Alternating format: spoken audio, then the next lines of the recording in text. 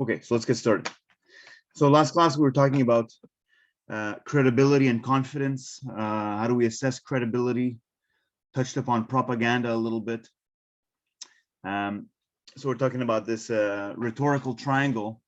We have credibility, ethos, then we have logos. That's what we're going to talk about in the coming classes. We're going to look at the different arguments, okay? Deductive arguments, inductive arguments. What are some common fallacies?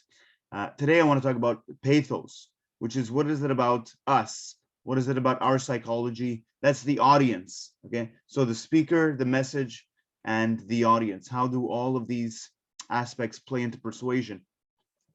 So today, we're going to talk about basically what is it about us and our psychology that can potentially lead us to arriving at false, bad conclusions, formulating some bad ideas.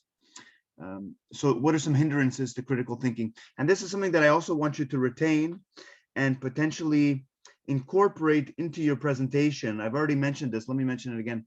So we are doing this analysis, this sort of critical assessment of the claims made by a pseudoscience or a conspiracy theory.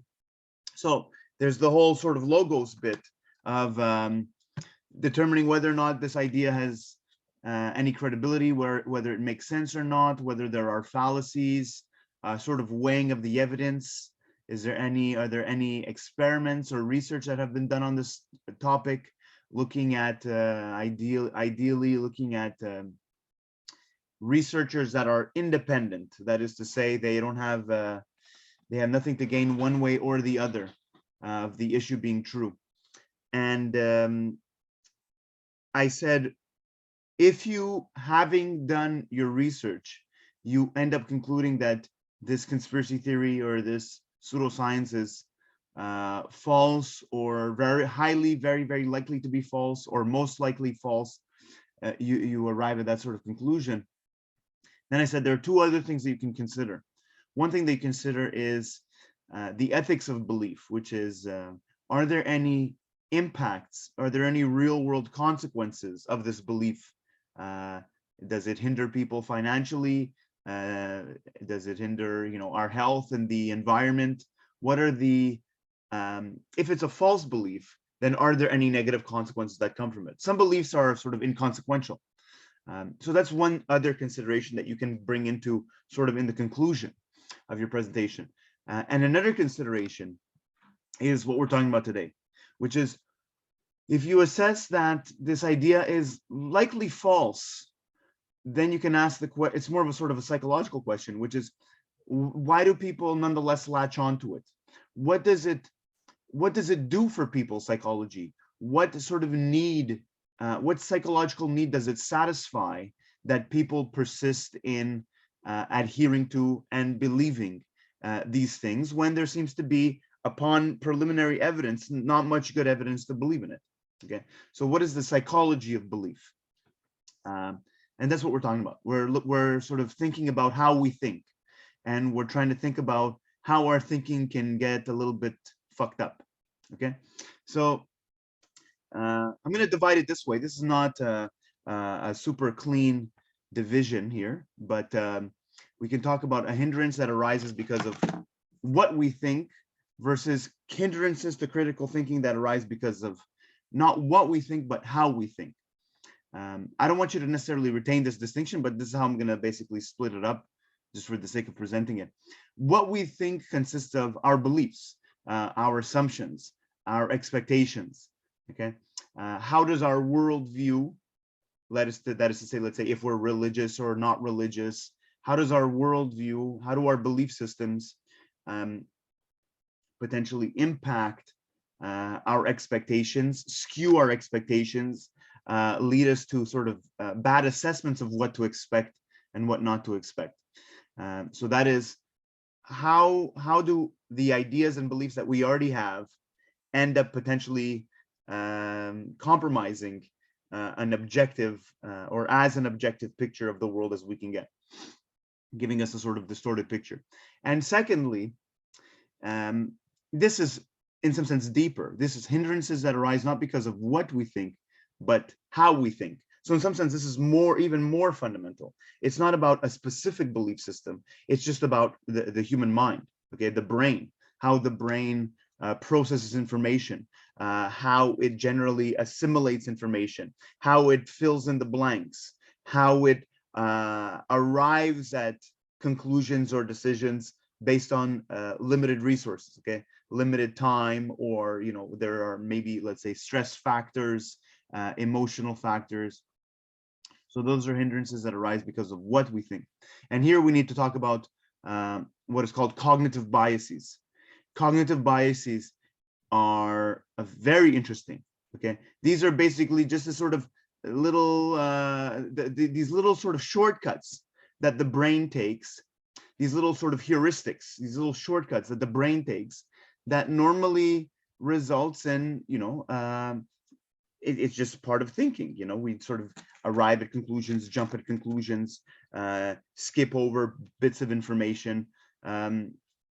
We try to be sort of concise in our thinking, economical in our thinking, and this can also, on occasion, engender errors. So we have to be mindful of how we think. So cognitive biases, and if you can incorporate any of that into the presentation, I think that really strengthens it, because not only are we understanding that this is a false belief, but we're also understanding why, what is the appeal of it.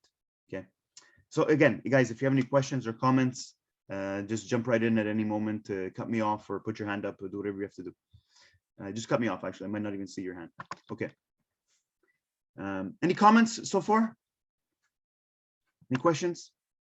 So just to go a little bit deeper into this, as I said, hindrances that arise because of what we think, these are ingrained and inherited fundamental but problematic beliefs that we absorb, from our family, from our society. So this is what we call our worldview.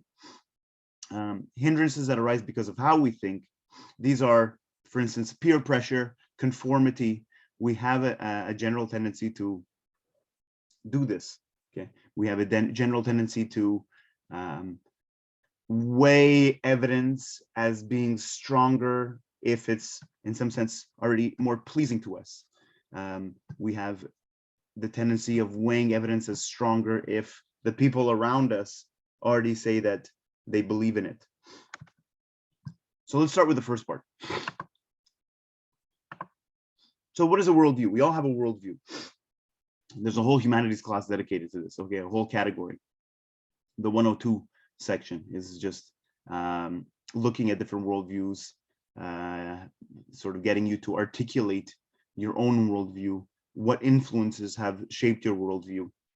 But a worldview is the basic assumptions that you operate on about the big questions of life. So what is this thing called life or existence or the world or reality? Where did it come from? Where is it going? What is our place in it? So these are basically, when you ask somebody, what's your philosophy? What's your philosophical outlook? Everybody has a sort of a worldview. Whether you're an atheist or a nihilist or a theist or a polytheist, monotheist, maybe most people are, maybe you're able to articulate it, maybe you're not able to articulate it. You guys are mostly around 18 years old, 17, 18, 19, 20 years old. Many of my students are not even fully aware of their worldview. Okay, it's sort of like the software that operates in the background. You're not even aware of necessarily the influence that have shaped your worldview. But a worldview is basically that. It's the basic set of beliefs. It's the basic operating system. Okay, it's the basic set of beliefs and assumptions that you operate on. If you have something to say, just unmute yourself and speak up properly. Okay, so we all, I think, like maybe some of you are able to articulate your worldview. Some of you are not able to. Some of you are able to put a category or a label on your worldview. Some of you have thought about your worldview. Some of you maybe have not thought about your worldview. But the point is, there is a worldview there. We are all operating on some basic ideas. So it's basically, your worldview is your set of important ideas that helps us make sense of a wide range of important issues. Okay, it defines for us what exists, what should be, and how we should behave and what we can know and how we can know it. So some of the big philosophical questions. This is, in some sense, beyond the scope of science, and we'll talk about that when we start to define what science is towards after the first test. But science is not in and of itself a worldview. Science is a method for acquiring information and verifying ideas pertaining to the observable world, observable phenomena. And what a worldview does is it potentially answers a bunch of philosophical questions that science does not pretend to answer. Okay, science is not going to tell you how the universe came into existence. It can tell you about the Big Bang, but it can't tell you what triggered it. Science cannot tell you whether God exists or not. I mean, science may want to dismiss that question and say that the question itself is sort of nonsensical. That's a sort of an interesting strategy. It's a fair approach. Science is not going to tell you what happens to you when you die. But again, that you might sort of dismiss as a sort of a nonsensical question. But things like, what am I supposed to do with my life? What are the limits of science? Science, in some sense, cannot answer the question of what are the limits of science. How do we define justice? How do we define fairness? How do we organize a society, and based on what values do we organize a society? Science is not going to tell you how to do that. Okay, so there are a bunch of important questions and issues that we have to address that science does not necessarily help us answering. And once we've formulated this belief system, there's a sort of a song and dance that happens between science and belief systems. Okay, they're perpetually sort of trying to, sometimes they collaborate, but sometimes they're sort of antagonistic. Sometimes worldviews and science do not fit well together. Okay, such as, for instance, I mean, the classic example that I keep referring to is the whole battle between the battle in the Renaissance around the Copernican hypothesis that the Earth is not the center of existence. That caused a lot of friction with the prevailing worldview at the time, that the world was basically the center of existence as decreed by the Roman Catholic Church, influenced by the physics of Aristotle of ancient Greece, and the astronomy of Ptolemy. So you see that that is to say, to keep it simply, let me see if I have an example here. So your worldview can prevent you from appreciating science. Okay, and to put it another way, a worldview can block you from appreciating facts. Okay, it can blind you from appreciating facts. You say, well, this doesn't fit into my belief system, so therefore it must be wrong. That's might be true. Another possibility is that your belief system is wrong and needs to be updated and modified. So I mean, let me see, like I said, there's some sort of worldviews that say, homosexuality doesn't exist. We don't talk about it. I mean, that's just empirically, believe whatever you want. I mean, that's just empirically mistaken. Just because you've scared homosexuals into hiding doesn't mean that therefore there aren't any in our, homosexuality. Oh, that's a problem in other countries, but not ours. We don't. That's just empirically false. And so we had, let's say this arises. We're going to talk about this later on this semester when we talk about this clash of science as a sociological system surrounded by other groups and other institutions, economics and politics and religion, wanting to, get a piece of science or potentially derail science.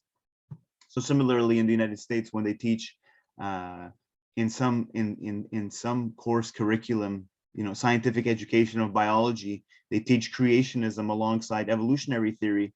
That is an attempt of a worldview to sort of impinge upon and dictate and limit or define what counts as good science and bad science and proper scientific education.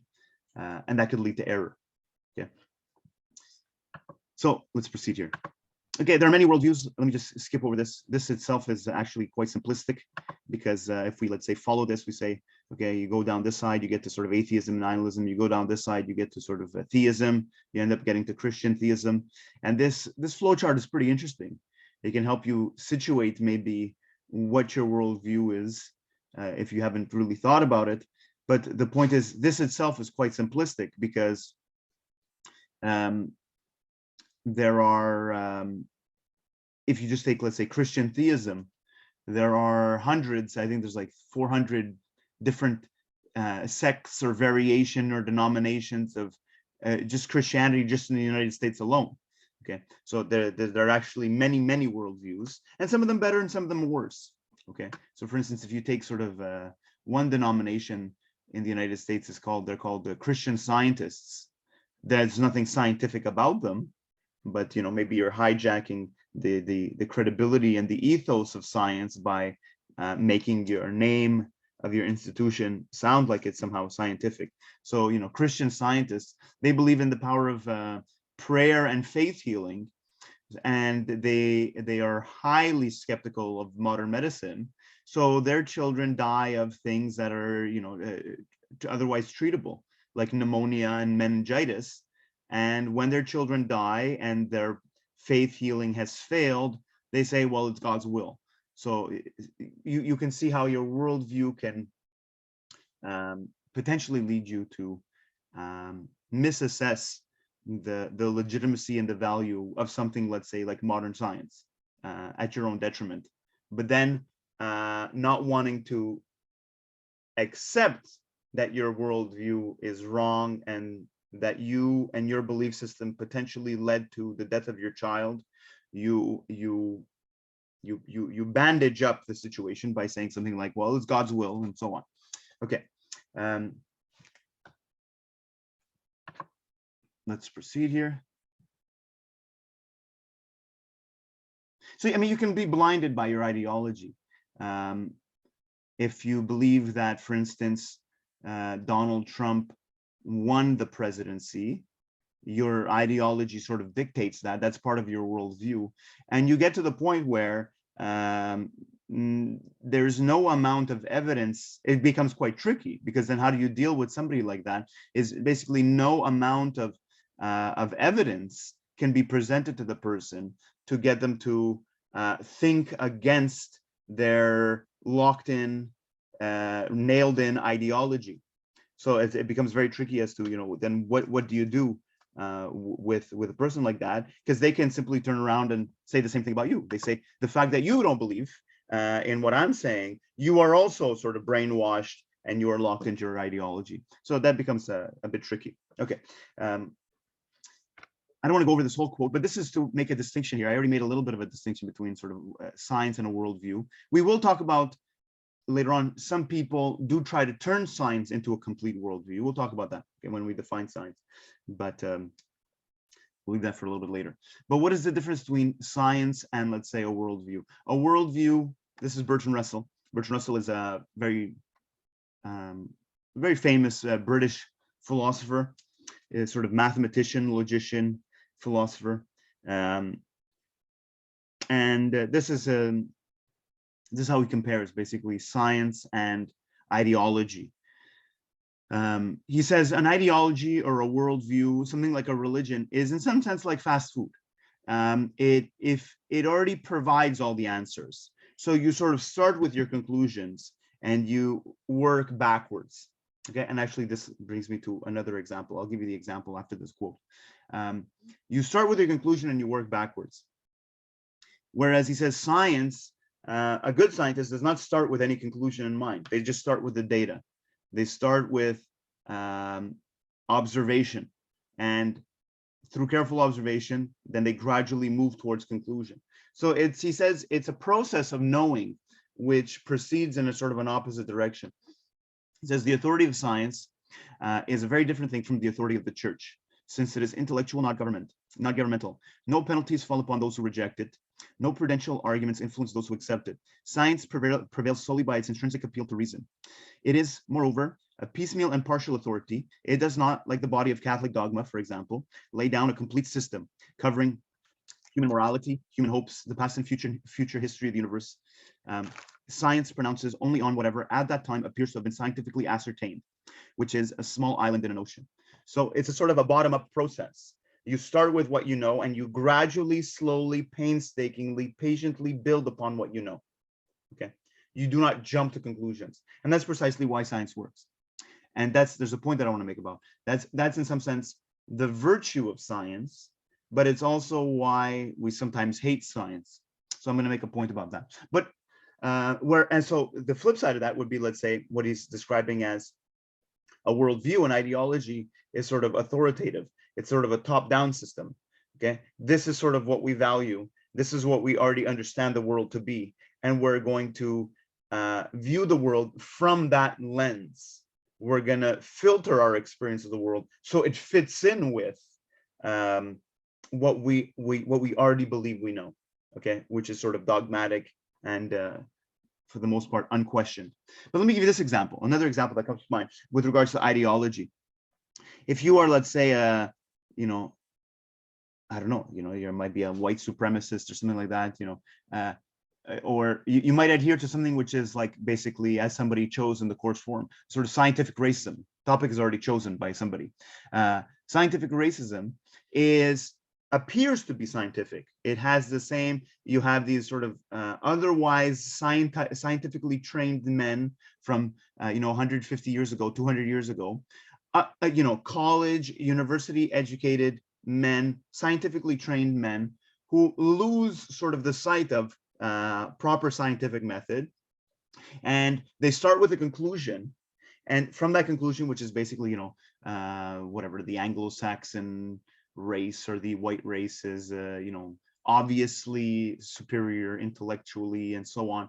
So you start with that, they start with that conclusion, and then they will do whole span of seemingly scientifically looking activities and observations, measuring, you know, you do phrenology, you measure people's skulls, you measure the proportions of their face, you know, you look at sort of their brains upon autopsy, and you find what you regard as finding all of these traits or patterns, which are then indicative of, you know, intelligence or submissiveness, and all these things, and then you sort of relate it back into, yeah, oh yeah, you know, it's, in other words, it's just obvious. It's just the assumption there that, you know, white people are just superior. It's just completely obvious, you know, and then you thereby use that to legitimize policy, to create the circumstances by which your beliefs are actually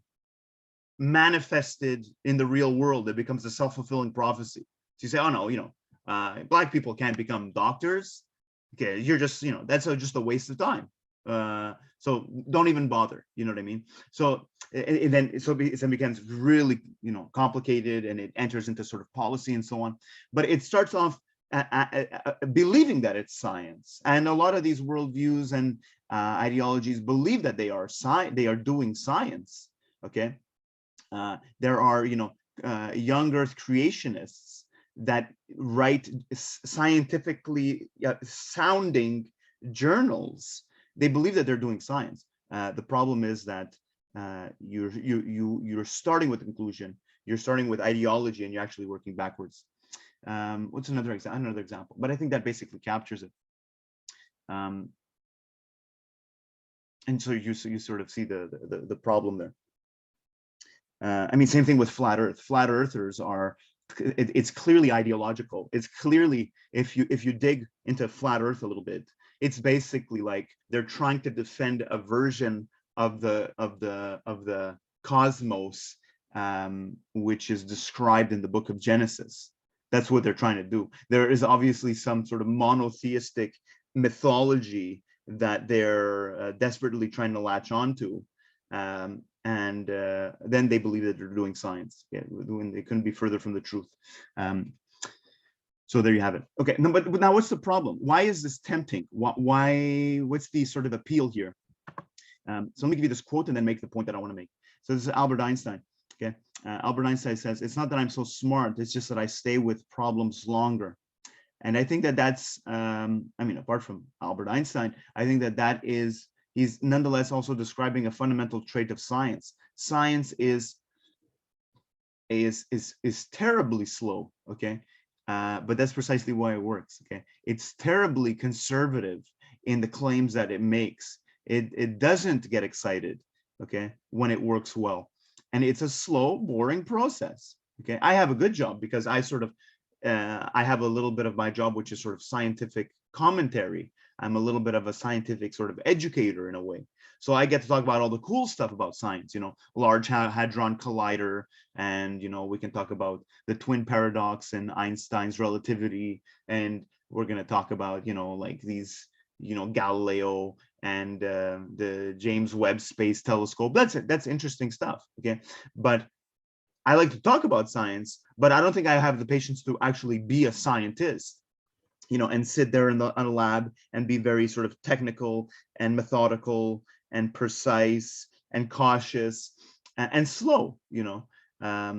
That's actually quite, that requires a certain character, you know, a certain, there's a discipline, that's to say, okay, there's a discipline in science. It proceeds slowly. So like, for instance, when you, I'll probably share a documentary on Galileo.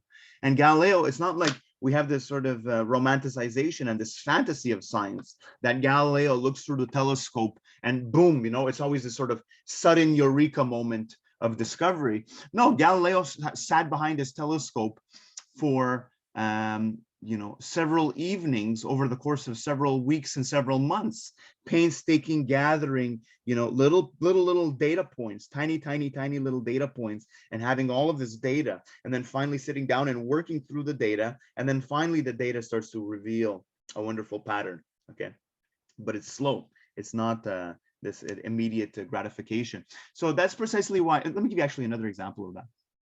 So when they were legalizing marijuana in Canada, I was listening to CBC radio, and they had this whole segment where they had a panel of experts, a panel of scientists, you know, one studying the effects of cannabinoids on the brain development of teenagers, another one on the effects of sleep, another one on potential therapeutic benefits of, you know, people with seizures and so on, epilepsy. And a lot of what they said, they were being asked very interesting questions. And a lot of what they said, these scientists, was, we don't know, you know. So it's actually pretty uneventful and pretty boring. But it does reveal something about science, which is, you know, it's like, oh, well, we don't know. We're still doing research. So we cannot really make pronouncements on that yet. Compare that to pseudoscience. Go really dive into a pseudoscience, and you're going to see that, wow, boom, we know this, we know that, we can solve this, we can solve that. You know, it's this whole grandiose fiesta of claims, grand claims, you know, the breakthrough after breakthrough after breakthrough. I can solve this, I can solve that, we knew this, we know, and it just becomes, again, if it's too good to be true, maybe it is, you know, there's a very good chance that it is too good to be true. So that is to say, these scientists that were talking about, you know, the effects of cannabinoids say, well, we don't know, we have to be patient, but we'll get there. Okay, that's the interesting part, is, yeah, we're actually going to get there. We're gonna be able to say something decisive, and once we say it, it's going to be very, very difficult. It's pretty much done. You know, once we speak on the issue, it's pretty much done. There's pretty much, we've discovered it, so to speak.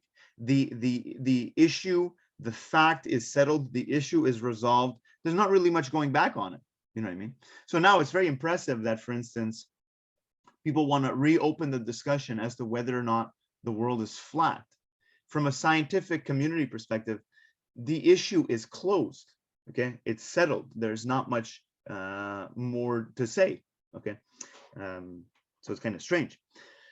Actually, we have to go back. There's we have to cover that bit. Okay, it's this distinction between factual issues and non-factual issues. We have to come back to that. Maybe we'll do that next class before we jump into logos. This is a kind of a low note to myself out loud. Okay, but what's the double-edged sword here? Science is sort of a double-edged sword because it's part of this tool of the intellect, which enables us to know so much. and yet science also tells us what we do not know. So when does that become an annoyance? Let me give you an example. Suppose you are, I had a very good friend who at a young age, his father was diagnosed with ALS, okay, which is you guys, there was a whole, ice water bucket campaign, maybe you guys remember. So Lou Gehrig's disease is this neurodegenerative disease. So why am I giving this example? Because this is sort of the what makes science so good is also what makes science suck in a way, because it knows what it knows, but it knows what it also knows what it doesn't know. It's okay with what it doesn't know. It doesn't pretend to know everything. And that's what enables it to know what it knows well when it knows it.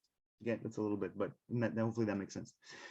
So why do I use this example? Because science can diagnose ALS. It's a difficult diagnosis to make, if I'm not mistaken, because it's a diagnosis from elimination.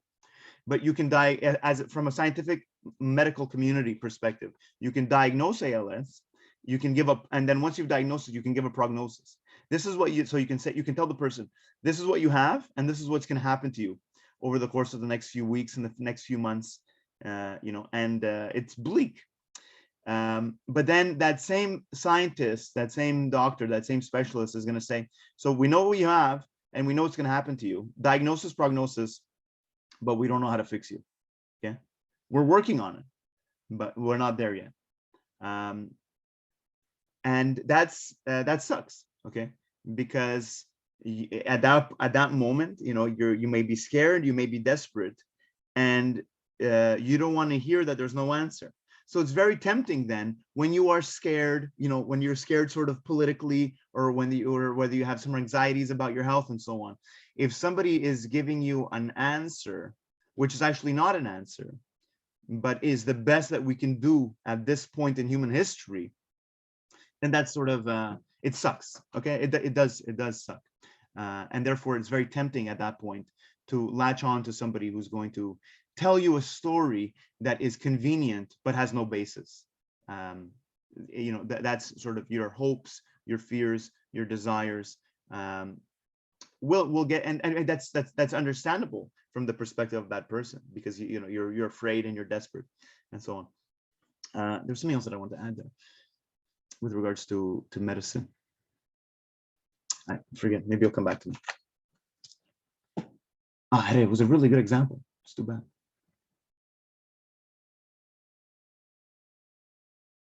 Yeah, I think you get the point.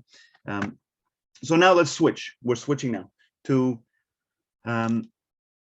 what are some hindrances that arise because of not what we think, but how we think. So now this is more to do with not necessarily belief systems, but just our psychology. So some general tendencies that we have. I'm not going to go through, I mean, this could be in and of itself. This topic could be in and of itself. It could preoccupy us for an entire semester. The psychology of belief, the psychology of, belief formation, and then how we defend those beliefs and so on. So, I mean, one example is our tendency to shape our opinions to match those of our peers. We are just sort of built that way. Okay, that's one example. Another example is we are generally have this thing in our heads that we think about things from a slightly self-interested, egoistic perspective. Okay, so we do have personal biases. We do like to, we desire to be right. We don't like being wrong, and so on. So this is, you don't really see this, but this is a whole list of cognitive biases.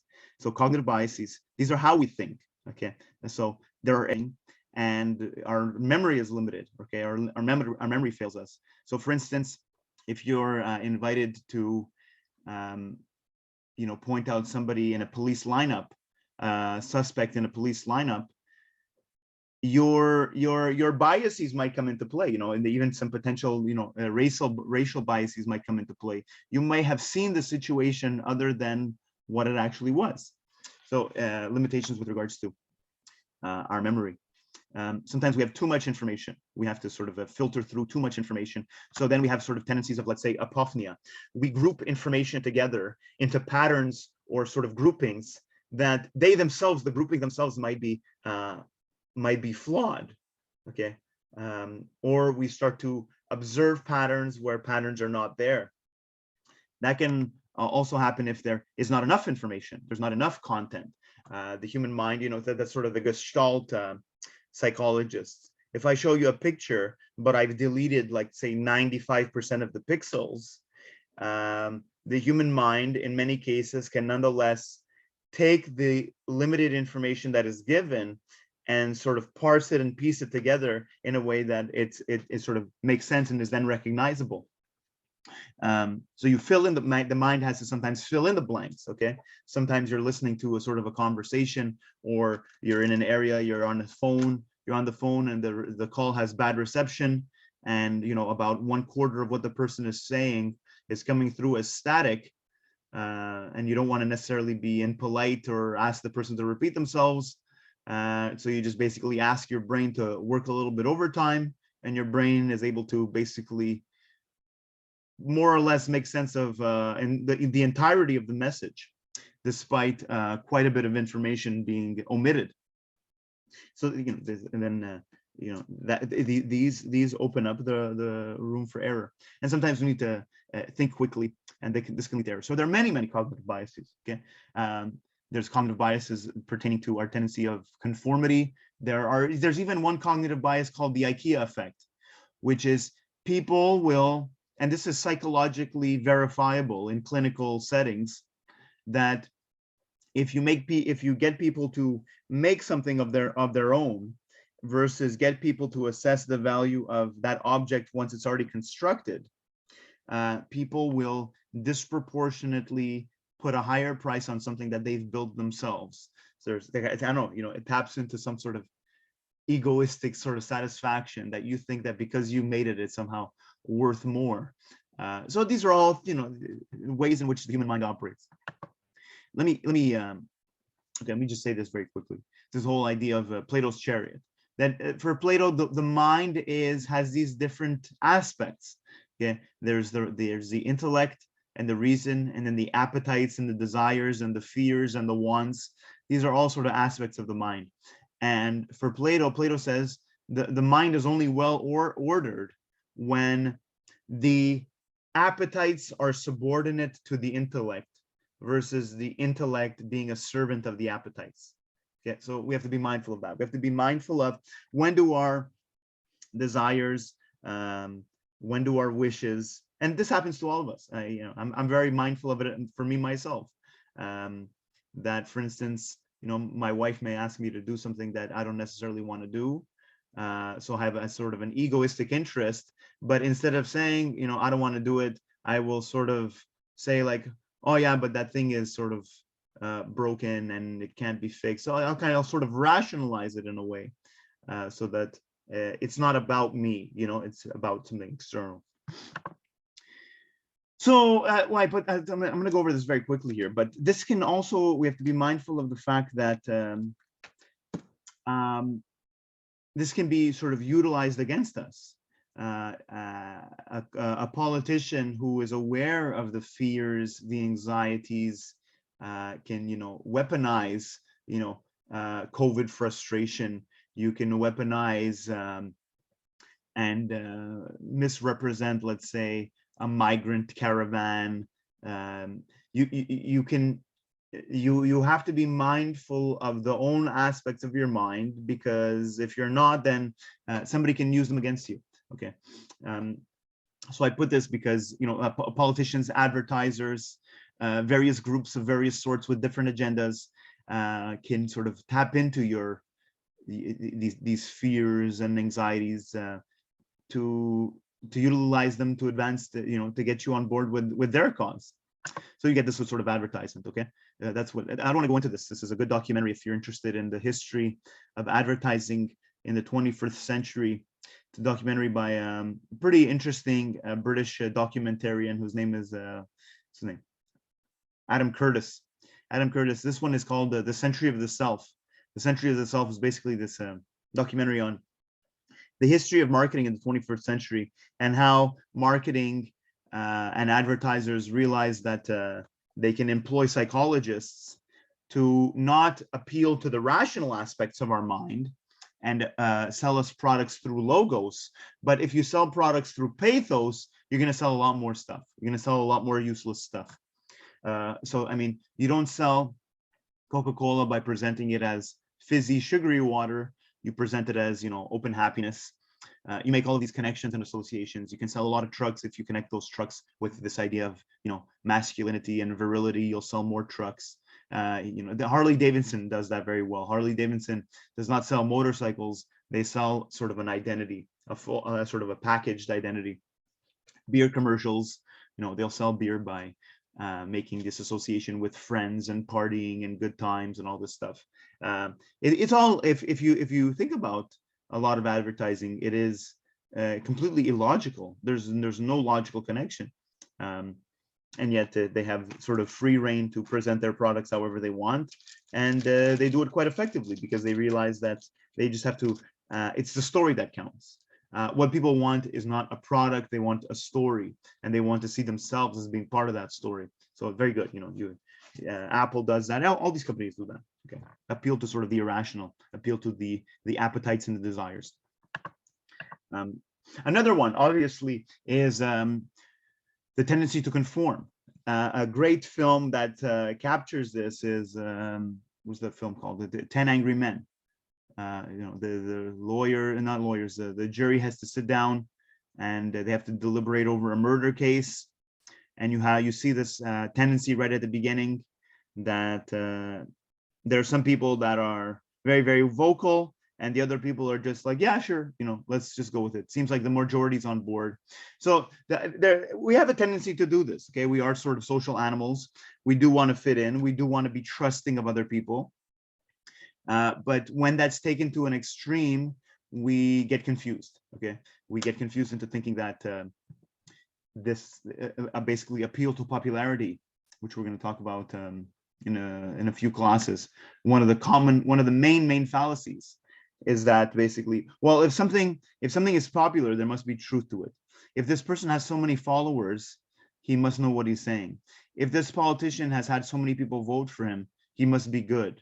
If this product makes so many sales, therefore it must be the best. Okay, that's an indicator of something, but it's not necessarily true. But it's actually quite powerful. Okay, it's actually itself used as a sort of a marketing strategy. You know, like Tim Hortons. You know, come enjoy Canada's favorite coffee, as though this a sort of appeal that this is, you know, just because it's the most sold coffee in Canada, that must sort of legitimize and justify, it must give it some sort of you know, prestige in a way. So some of you guys are familiar with this experiment. This is a psychological thing that's built in. We have to be aware of it. Tendency to conform. Solomon Ash's conformity experiment. So you're sitting there with a bunch of other people that you believe are also part of the experiment, but they're all actors and you're not aware of it, okay? So it's actually an experiment about you. It's an experiment to see how willing you are to conform to something that is blatantly false. And the task will be very simple. It'll be like, okay, we have lines, these tasks like this, very simple tasks, okay? A, B, and C, which line matches this sort of reference line, and everybody will give the right answer. And then another simple task, everybody gives the right answer. Another task, another task, another task, another task. Everybody's always giving the right answer. There isn't much dispute, there isn't much debate, everybody's on board. And then let's say on the 10th round, he'll give out another simple task similar to this. And now everybody's going to say, oh yeah, I think the answer is C. Yeah, it's definitely C. Yeah, it's C. It's all C, right? Everybody agrees that it's C. Okay, let's move on. And then what you're going to do is you're going to remain silent. Even though you see that the right answer is B, most people are C. They're very confident in how they're presenting their answer. They're seemingly all on board. So what you start to get is a sort of confusion and doubt as to why do they all believe. And now you see they've built up a sort of a track record. These people have done a good job so far.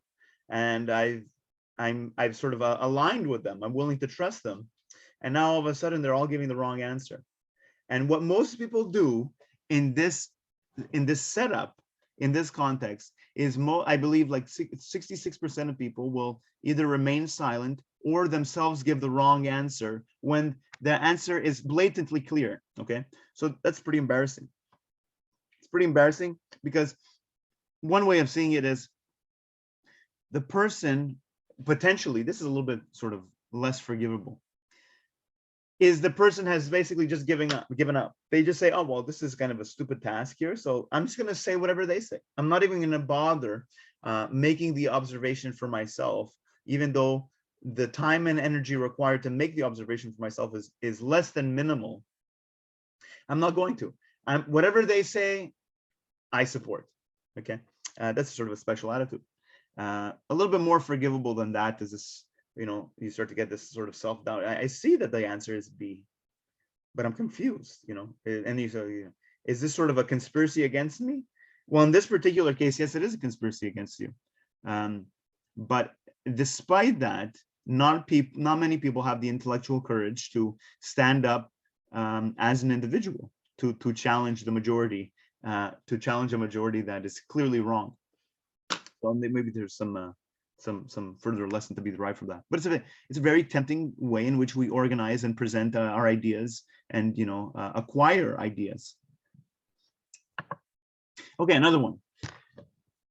This one is a little bit it's sort of pretty obvious, but there's a subtle dimension to it. Let's see if I can get around to communicating it. Self-interested or egocentric thinking is basically to advance an idea or to accept an idea solely because it coincides with my own interests. So, I mean, you might say, well, I'm a gun owner, so I'm against all forms of gun control. That might be tempting, but it's sort of wrong. I mean, you can be a gun owner and nonetheless have a nuanced position on, what guns are good and what guns are bad and which guns should be banned altogether. You say, COVID measures aren't convenient for me, therefore we should get rid of all COVID measures. In some sense, it's not a real argument. You haven't really considered the positions of others. You haven't really considered the statistics, the information, let's say the current state of the pandemic. You just say, no, this is what I think, therefore this is what in other words, you haven't really presented an argument. You've just, you're just asserting your stance, and it's not really based on rationality because you haven't presented anything that can be persuasive to anybody else. So the idea is, I'm just going to state my opinion, and you're either on board with me, otherwise I'm going to start reverting to force because there's no appeal to logos. Let me get a little bit more sort of controversial here, but it can go sort of both ways. So for instance, just like, let's say if you're against Trump, doesn't mean that everything that comes out of Trump's mouth is necessarily therefore wrong.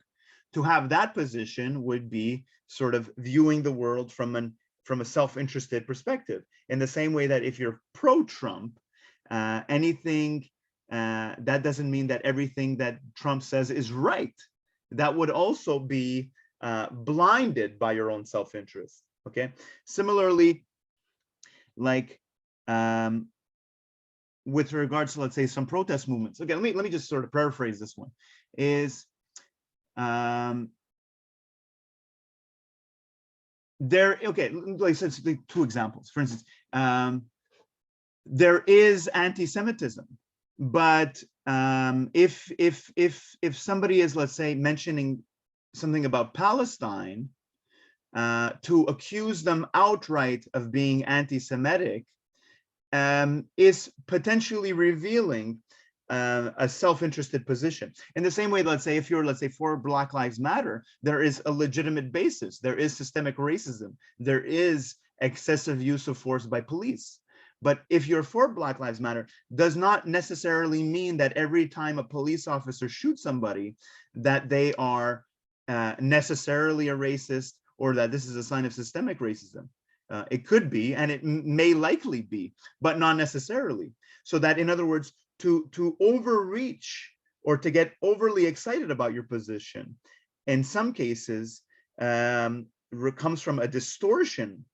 You are distorting the facts of the situation in order to make it fit your cause like a glove. And in doing so, you're actually hurting your cause, because you are now moving away from the reality of the situation, and you are trying to project your cause onto everything which may potentially be serving to the cause, if you're able to persuade other people that this is an instance of what we're talking about, let's say systemic racism or police brutality. So we have to be mindful of that, okay? It can be, egocentric thinking can be overt, but it can also be unconscious. And I think it's the unconscious self-interested thinking and egocentric thinking that we have to be more mindful of, okay? How, I want, let's say, I want this to be a case of police brutality so that I can use it to further my argument. But wait, hold on, okay? Let me appreciate the nuances of this particular case, okay? And that's when, once you start to appreciate nuances, you can start to reach out to people that are potentially not yet convinced, and they're gonna say, okay, you know, what this person is saying makes sense, because it's not all, you know, yes or no, all or nothing. So it appears to be more reasonable. Okay, let me give you one more example, because I have the butcher here. I have a friend who basically owns a butcher shop, and I like to be provocative sometimes. So I like to say things like, World Health Organization just declared that processed meats are now basically carcinogen, and that they increase the chance of colon rectal cancer by 19%. You know, and he's gonna say, oh, that's nonsense. That's just a bunch of vegan, vegetarian bullshit propaganda. See, like, and so that's interesting. You know, everything that does not, factual information from a reputable organization does not fit into his ideology, or it does not really align with the product that he's selling. So just basically go on offense, just attack me, attack the organization, attack me. Oh yeah, like, and then you get this kind of bullshit stuff like, no, real men eat meat. This is just sort of like vegan, whatever, weird. No, so basically, reverting to a personal attack is indicative of basically what I'm going to say. There's a good quote here. Reverting to a personal attack is basically like, okay, you really have no way or evidence to support your position, so you're just going to basically start throwing out names. This is Burton Respond. Let me see what time I got here. I don't want to exaggerate. Okay, we got time. I'll try to wrap it up in the next 15 minutes or so. So when there are rational grounds for an opinion, people are content to set them forth and wait for them to operate. In such cases, people do not hold their opinions with passion. They hold them calmly and set forth their reasons quietly. The opinions that are held with passion are always those for which no good grounds exist. Indeed, the passion is a measure of the holder's lack of rational conviction. There's some truth to this, but it's also false, because I mean, this is a very sort of, here we go, Bertrand Russell again, very sort of British stoic. I'm going to present my arguments in a emotionally detached way.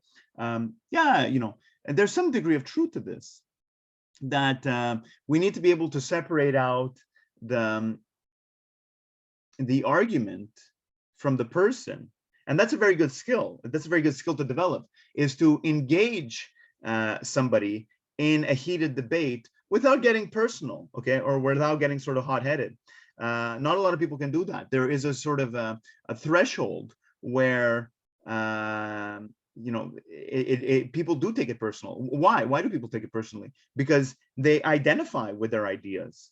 So once their ideas start to become threatened, they take it as a sort of personal threat or an insult to them, okay? But there is some degree of truth to that somebody who starts to sort of lose their temper and get hot-headed, that maybe that is an indication of rational conviction, and therefore they're going to start reverting to basically name calling, or a sort of force approach to try to convince the other person, to try to get a sort of one-up in the debate. But at the same time, I don't entirely agree with this, because there are times when I'm arguing with somebody and the message is not getting through, and I start to get mad. I don't get mad because I don't have rational conviction. I'm getting mad because they're fucking stupid. Okay. But then you have to basically, you have to realize that you have to change your argumentative strategy there, that doing more of the same is just going to basically polarize rather than, and that's what you get basically with all of social media. Social media is just basically these overly personal, heated debates that very quickly deviate away from any logical merit and devolve into labeling and name calling of all sorts. So very, very little value in that. So this we mentioned last class, something that we have to be mindful of, okay, when we spoke about con artists and credibility. We give somebody our unwarranted confidence when our desire to believe them outweigh and inhibit our reasons for accepting the truth of their claim. So that's pretty good. When we want something to be true, that we start to be blinded by our expectations or our desires can be problematic. Okay, so that's what we get with wishful thinking. Wishful thinking is the formation of beliefs and making of decisions according to what might be pleasing to imagine, instead of by appealing to evidence, rationality, and reality. So let me just put this, let me try to give you an example in the context of, let's say, pseudoscience. You might believe in a pseudoscience. You might, let's say, go for acupuncture or whatever, go for your astrological reading, and you really want to believe in it. And furthermore, you want to believe in it because you do not want to believe that you just wasted your money on a pseudoscience, because then you have to admit to yourself that you've been conned. So there's a sort of a tricky thing there, is you can admit that you were deceived and you were part of that deception. So there was an element of self-deception, and that you wasted your money. Okay. Some people do not have the mental courage to do that, to admit to themselves that they were wrong. So what you actually do is you create distance between you and your friends and your family that are trying to convince you that you're wrong. And you say, I'm not wrong, I'm right, and they're the ones that are wrong. They're trying to bring me down. And then you double down, okay? Instead of cutting your losses, you double down on the pseudoscience or the conspiracy theory. That's where we get the whole QAnon, okay? QAnon has like broken up families in the United States because these people believe that every 2 weeks, Donald Trump is gonna get re-inaugurated and gonna become the official president. And every time 2 weeks elapses, they then change the date. They say, no, it's gonna actually be in a month and a half from now, okay? So at one point, you have to realize, look, these prophecies aren't coming true. And maybe I'm wrong, okay? But at that point, the scary part is you're so into it. You're so deep into it. You've dug yourself such a hole that the psyche cannot even admit to itself the damage that it's done to itself, and how fucking badly it's crippled its own life, that you're just all in at that point, okay? And it's bad because, it breaks up families and relationships for basically just fantasy world, okay? So this is sort of like, we all have this tendency, you're late for work or you're late for an interview, so you're going to push on the gas and you're going to say something like, I can't be late today. I can't be late today. And you say that as though it's some sort of affirmation that is going to rearrange the universe in your favor. And you say, today I cannot be late. So you push the gas and you arrive on time. And you say, the universe rearranges itself in accordance with my wishes. That's what you get with the secret there, the law of attraction. Okay. And then so next time you're more likely to push the gas. You say, oh, I'm late for the start of the hockey game at my friend's house, and I don't want to be late, so let me push the gas. Because when I push the gas, the police magically disappear. And you may have some evidence of that being true for some time, that the world, is in line with your agenda and rearranges itself accordingly. But then one day the bubble bursts and the police is there around the corner and you get that speeding ticket. And then all of a sudden, you're no longer in La La Land, okay? So that's what this quote is basically saying. We start off in the dream stage, then we get to the frustration stage when things start to go wrong, and the evidence simply doesn't fit, And then we need to start basically telling ourselves a story that this evidence is made up, or it was a false flag, or it was it was Antifa protesters that actually sabotaged it, or this and that. And then, so you double down, and then, but finally reality presses in. It leads to the nightmare stage as everything goes wrong, culminating into an explosion into reality when the fantasy finally falls apart. It's kind of like these people that we've seen sometimes, their picture of people that have had too much plastic surgery. And then you see the picture of them before they started this whole plastic surgery, conquest. And they were actually good looking people. And then they completely butchered themselves and destroyed their face, that they actually end up looking like monsters after an addiction to plastic surgery. But they believe that they look good. Okay. But that's something else. That's like mental illness. You know what I mean? It's somebody like, let's say somebody with bulimia. They believe that they actually like they're you're anorexic to the point where you literally look like a skeleton, and you do not believe that you're thin enough, and you think that you look ugly. So it's bad. You know what I mean? It's really bad. It's really sad. I've seen this with the people that I love, that they get sort of absorbed into strange like cults and pyramid schemes and like radical political movements, and it's funny at first, and you just say, what the fuck you thinking, are you fucking stupid? But then it can get really serious, and it's too bad, and it can result in destroyed friendships and loss of support systems. So it's bad. Okay, now what we also have to take into consideration is expectations. How does our thinking skew our expectations? So let's consider this. And why? How are our expectations of a given situation skewed? Firstly, as we've been talking about, our expectations can be skewed by our biases, our beliefs, our belief system, our desires, our emotions, our fears can skew our expectations. Okay, so for instance, you might be on some political movement, and again, you're in a sort of an echo chamber where you believe that everybody's on board and everybody thinks the same way that you do, and you do not realize that you are, a kind of a minority, because you've simply surrounded yourselves by people telling you the same thing as you. And so when the election results come in and you realize that you lost, and that you are not actually the majority as you thought that you were, then you start to get a little bit fucked up, and then you start to make excuses like it's a rigged election or something like that. So our expectations are influenced by our pathos. That's number one. And secondly, the fact of the matter is we're simply just not good at assessing probability. We're just not good at assessing probability. Weird things happen all the time.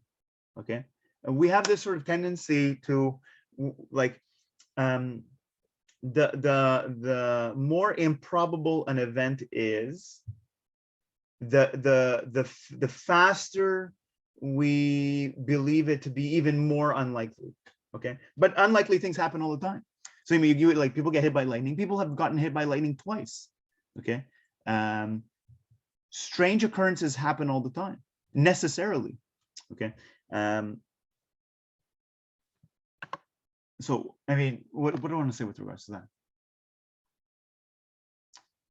When a strange occurrence occurs, we try to find some sort of rationalization for it. We say, oh, it's God, or it's the devil, or somebody put a curse on me, or something like that. Maybe it's just, these are just things that happen. Okay, low order probability things happen all the time. Like the fact that the world is the way it is couldn't be more improbable. Okay, that there could have been any given thing. You could have been born in a different family, you could have been given a different name, you could have been born of a different sex, and like that's just one thing, that's just one variable. If you consider all the potential variables in the world that could have gone another way, the fact that the world is the way it is now, it seems to be completely improbable. Okay, if you would start the universe all over again, the chance of arriving where we are right now at this time and place would be incalculably small. but here we are. So I mean, weird random things do happen all the time. So now, just to give you an example of this, and now because I'm gonna phrase it as a sort of a trick question, but what is more likely, or what happens more frequently? Wait. What? No, actually, let me put it this way. What kills more people, coconuts or sharks? What kills more people, coconuts or sharks? And the answer is coconuts. Falling coconuts kill more people annually than sharks. Okay, why is that? Okay, and why do we, even if you know that it's true, you can't really accept it?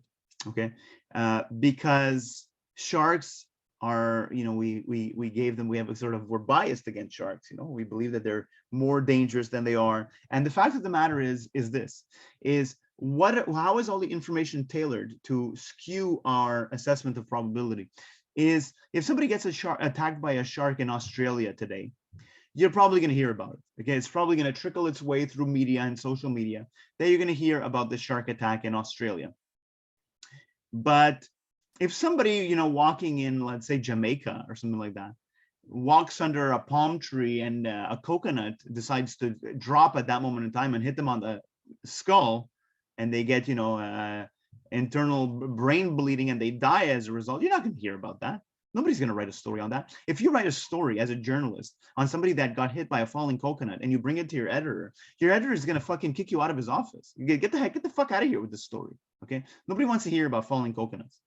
But these things do happen. And anyway, think about it. How many palm trees there are alongside walking paths in Caribbean countries, and how much time people spend walking under palm trees. Like, I don't want to get hit by a falling coconut. A falling coconut is like, these things are like 60, 70 feet high. Okay. It's like, and a coconut is like, it's big. It's a bad combination. So a coconut can do serious damage. I'm saying that like a little bit jokingly, but there's truth to it, so that's, more people die of falling airplane parts than they do from shark attacks. But it's just, the way, why do we think about sharks? Because everything has sort of played into it. Okay, we have Jaws and Jaws 2, and then we have Sharknado. We have Shark Week. We hear about shark attacks, and so all of this sort of this skews our assessment of information. Okay, it skews our assessment of magnitude and the frequency of events, especially if you're unaware of it. Now, a very simple one is there are some people that have a phobia of flying, but statistically speaking, your chances of dying in an automobile crash is significantly higher than dying in an airplane. Yet the people that have a phobia of flying do not have the same fear associated with driving or being driven in a car. So there you go. That also comes from this sort of this skewed assessment of probability, simply because if somebody dies in a drunken car crash, which basically happens regularly in Quebec, you might hear a 5-second radio newsreel about it on Monday morning. Some teenagers died in some rural area in Quebec or something like that. But if an airplane crashes, regardless of how small that plane is, it might be a little, small engine plane carrying 8 people. If it crashes, you're going to hear about it no matter where you are.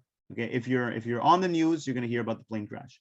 So that increases our probability, our assessment of these events. Similarly, like, let's say if I ask you to think about an active volcano in Europe, you might think about the Vesuvius. The Vesuvius is definitely not the most active volcano in Europe, but it might come to mind because they've made documentaries about it and movies about it, and it's one of the famous ones. So that leads to this sort of false assessment. So this leads to sort of confirmation bias. Confirmation bias, we already mentioned, is a very, very powerful cognitive bias. And again, it's one that you may want to utilize in your presentation to help you explain your topic if you feel that it's relevant. Confirmation bias is, as we said, this tendency to look for information that already matches what you believe. what you should be doing is you should be looking at evidence to the contrary. A good critical thinker looks at evidence to the contrary. You deliberately try to seek out and expose yourself to ideas that do not align with your initial assumptions. Availability error. Let me see here. So that's confirmation bias. Confirmation bias in psychology and cognitive science is the tendency to search for or interpret information in a way that confirms one's preconceptions, leading to statistical error. So you might have everything, all the data points might say no, and yet the human mind is creative enough to nonetheless connect those points in such a way that it says all that we perceive has a way of proving whatever we believe. We are, it's kind of like we are blinded by the filters of our own biases and our own expectations. We should be mindful of it, okay? So whatever you believe, you'll find evidence for. That's interesting, and it's true. Whatever you believe, the human mind can find or concoct evidence for. You can generate whatever conspiracy theory you want. You will be able to find some evidence for it, okay? So sometimes we prefer a reassuring lie than an inconvenient truth. Let me see here. Let me see. I just want to make sure that I have. I think I do have it. No, I don't have it. I don't have it. Let me mention it now. So I thought I had it. There's this thing called the birthday paradox. Let me mention it now. This also reveals how our expectations, how we're really just not good at calculating probability. And the question is this. Some of you guys might know it. How many people do you need to have in a room for there to be a 50% chance that two people share the same birthday? This is good if we actually do it live in class, okay? Usually, you know, how many people are we in class? We're about 35 people in this class, let's say. How many people, the question is, how many people need to be in a room for there to be a 50% chance that two people share the same birthday? And then people start to shoot out answers. What do you think? Okay. Some people think it's, you say, well, okay, there's 365 days in a year. About half of that is, you know, 100, let's say 183. So if you have 183 people, then there's a 50% chance that two people share the same birth date. And that's wrong, okay? The answer is what? The answer is, as soon as you have, I think, 23 people in a room, 23 random people in a room, there is a 50% chance that two people share the same birthday. Okay, and there's a, you know, you can look it up on Wikipedia, all the mathematics that is there, because every time you add somebody, you're increasing the likelihood of making a match, of making a pair. So every time somebody comes in, that's a whole bunch of new potential pairs to everybody else that was previously in there. As soon as there are 23 people in a room, there's a 50.1% chance that two people share the same birthday. Okay, that's paradoxical. It's counterintuitive. That's why it's called the birthday paradox. And it reveals to us that we're really not good at probability. Okay, we are very sort of well built for, our brain is sort of a hunter-gatherer brain. It's very good for this sort of linear thinking. This thing causes that. We're always thinking in terms of cause and effect. Okay, I got into a car accident. Why? You know, this person must have cursed me, or maybe I'm gonna have bad karma. We're always looking for a cause. We're not really good at looking at probability, especially in this day and age where things go fast. Okay, we have automobiles, cars, there's a bunch of people. When things go faster, there's an increased likelihood for strange occurrences, and that's what we get. Okay, here's another one. We'll maybe come back to it when we talk about fallacies. Another common fallacy is appeal to ignorance. The fallacy that a lack of evidence proves something. Okay, so that is, let me give you an example, and it can go both ways. So you might say there is no evidence of God's existence, therefore God does not exist. That would be what sort of a secular person would say, or an atheist. There is no evidence of God's existence, therefore God does not exist. Is that necessarily true? No. Okay, and the religious person would say, you can't prove that God doesn't exist, therefore God does exist. That's also a bad argument. Both of those arguments are the inverse argument, but it's the same basic structure, and they're both wrong, because you do not prove something through a lack of evidence. Okay, it would be saying like, there's never been evidence for ghosts existing, therefore ghosts do not exist. That's not necessarily true.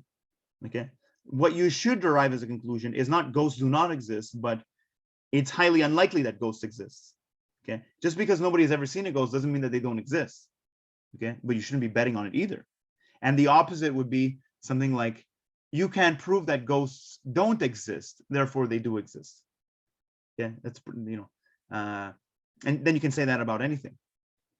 Let's say, and then it becomes problematic, because you have people saying like, you can't prove that there wasn't fraud, therefore there was fraud.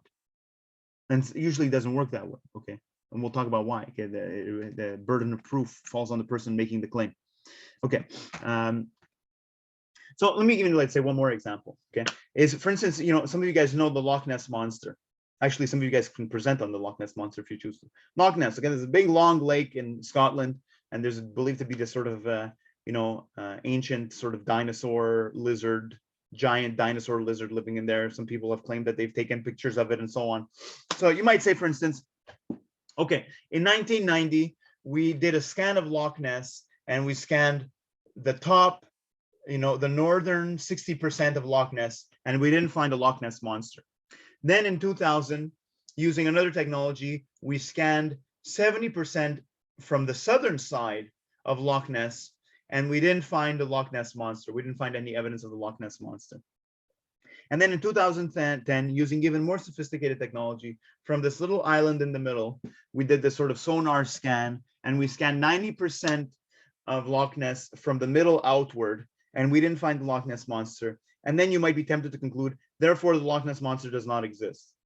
And it's not an unreasonable conclusion, but it's not necessarily true, because in 1990, maybe he was over here, and maybe in 2000, he was way over here. Maybe he just eluded you just by chance alone. And maybe in 2010, when you did your last scan, maybe that fucker was way down here. Okay, so he just eluded you by chance the whole time. So a lack of evidence, you cannot prove the non-existence of something unless you do what? Unless you simultaneously scan all of the Loch Ness all at once. Okay, then you've disproven it. Okay, unless the theorists make up some sort of loophole where they say, some bullshit like Loch Ness monster has scales that absorb the sonar, so you wouldn't have been able to detect them, or so on. And conspiracy theories do that.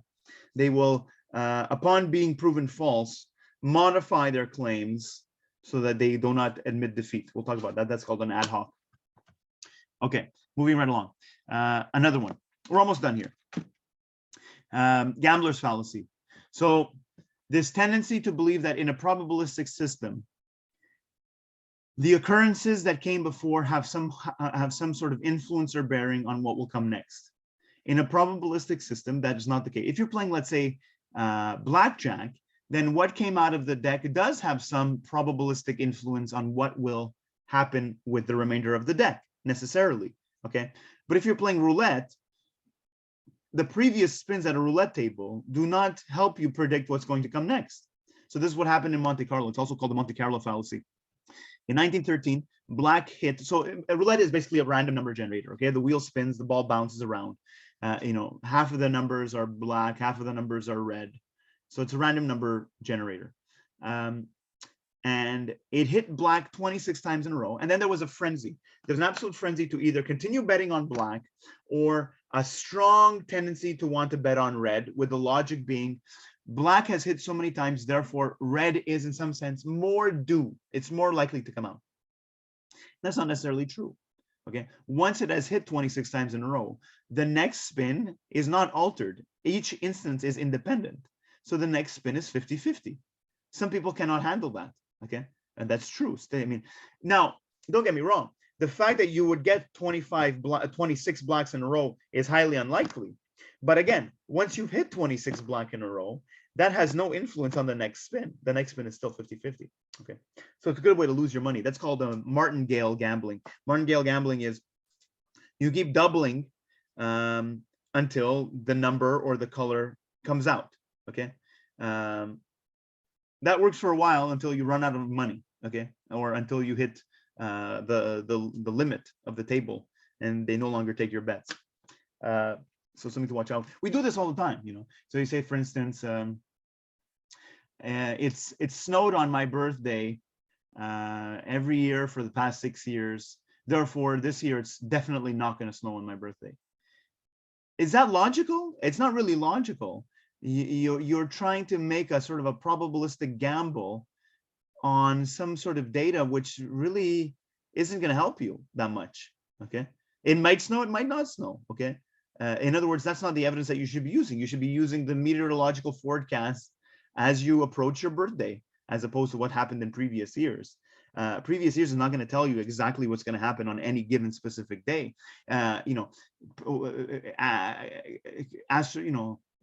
Climactic data is going to tell you potentially how much snow we're going to get total in the year, but it's not going to tell you how much snow you're going to get on any given day. Okay, so you get the point.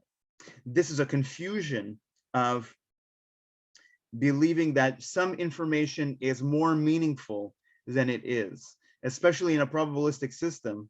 In many cases, previous information is not useful in helping you make any predictions. Okay. And now this one is, I guess I'll go through it very quickly. Try to do it in about 2 minutes.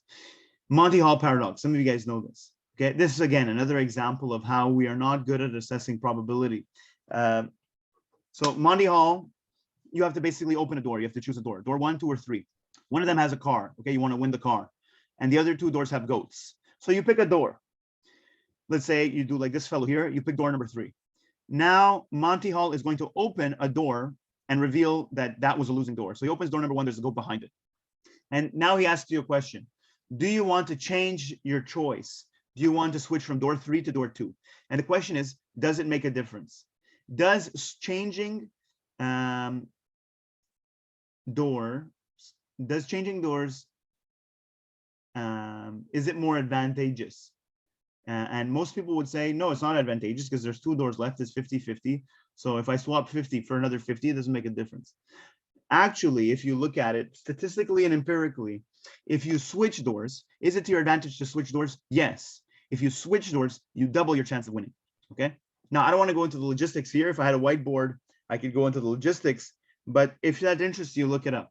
Yeah, it's a paradox that reveals that our probabilistic assessments are usually not that good. Most people are not good at probability. If you switch doors, you move from a door which has a 33% chance of winning to a door that has a 66% chance of winning. You double your chance of winning. Okay, I'm not going to get into the logistics of why that is, but if that's interested, you can look it up. Okay, are there any questions or concerns with regards to this or anything else?